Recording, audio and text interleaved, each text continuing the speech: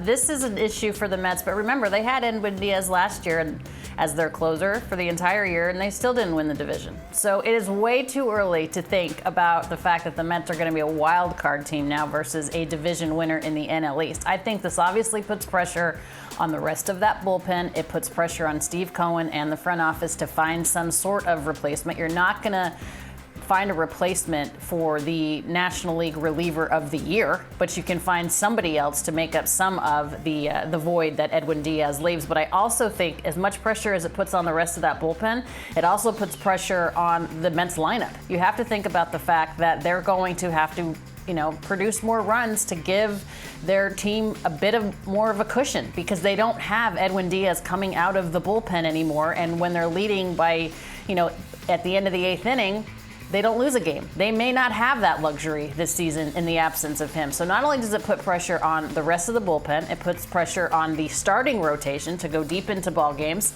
to try to, be able to create as much of a cushion for their bullpen as possible, and it puts pressure on the lineup. So it's the trickle-down effect of when you lose a piece this size, of the caliber of a closer.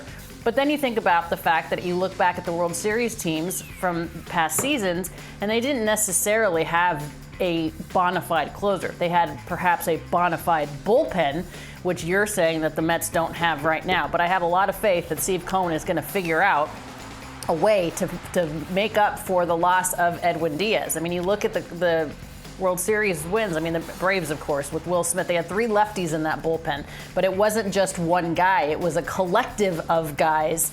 You have Julio Urias, who's a starter, closing out the World Series for the Los Angeles Dodgers. He's not even a reliever. So it's a way to piece it together, a way to get the job done, not necessarily coming down to one guy. It's going to come down to 5 or 6 guys in that bullpen, and you don't think right now that they have the pieces, but as we sit here on March 17th, there is plenty of time to figure it out for the New York Mets. And again, they had him last year, and Atlanta beat them at the right time of the year and ends up winning the division. So there's just too much that can happen over the course of time. This is not as if they're losing a guy like an Aaron Judge, or they're losing a Francisco Lindor, or they're losing, the heaviest hitter, or even their number 1 starter. I mean, it certainly hurts, but there is time to figure it out. And the rest of the team, the other 26 men on this roster, are going to have to figure it out.